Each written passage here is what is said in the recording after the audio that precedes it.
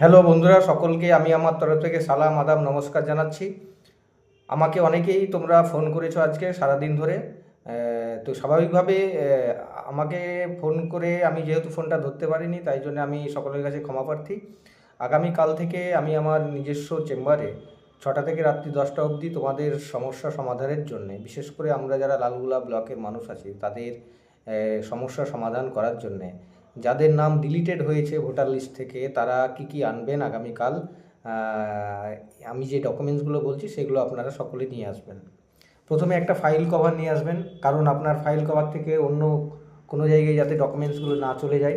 প্রথমে একটা file cover নেবেন, 5 টাকা হয়তো দাম নেবেন। আর আপনারা নিয়ে আসবেন যে এই বছর 2026-এর যে আপনার ভোটার লিস্টটা ডিলিটেড দেখাচ্ছে, ডিলিট হয়ে গেছে দেখাচ্ছে, সেই ডিলিটেড ভোটার লিস্টটা 2026-এর এইভাবে প্রিন্ট আউট করে নিয়ে আসবেন। আপনারা নিয়ে আসবেন যদি বাবা মার যদি 2002-এর ভোটার লিস্টে নাম থাকে নিয়ে আসবেন। অনেকের দেখা যাচ্ছে যে স্ত্রীর নাম আছে, অনেকের দেখা যাচ্ছে স্বামীর নাম আছে, কিন্তু স্ত্রীর নাম বাদ চলে গেছে। সেক্ষেত্রে স্ত্রীদের জন্যে আপনাদের অবশ্যই বিয়ের সার্টিফিকেটটা নিয়ে আসবেন। এছাড়া আপনাদের Aadhaar card, voter card, PAN card, ration card, electric bill, যা যাবতীয় ডকুমেন্টস আছে সবগুলো নিয়ে আসবেন। সঙ্গে আপনারা যে এসআইআরে হেয়ারিংয়ের জন্য নোটিশটা পেয়েছিলেন সেই নোটিশটা নিয়ে আসবেন। এবং যারা যারা এসআইআরে হেয়ারিং হয়ে যাওয়ার পর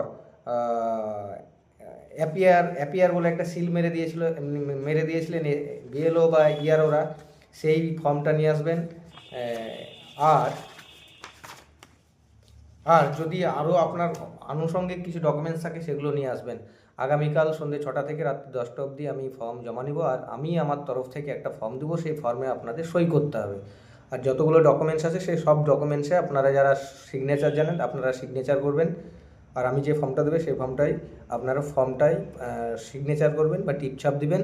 তারপরে যে জায়গায় ট্রাইব্যুনাল বসবে সেইখানে গিয়ে আমি লালগোলার মানুষের স্বার্থের জন্যে আমি সেই ফর্মগুলো গিয়ে সেই ট্রাইব্যুনালে গিয়ে জমা দেবো। সকলকে ধন্যবাদ জানিয়ে আমি আমার সংক্ষিপ্ত যে সেই বক্তব্য শেষ করলাম। ধন্যবাদ। সকলে ভালো থাকবেন, অযথা টেনশন করবেন না, অযথা ভয় পাওয়ার কিছু নেই।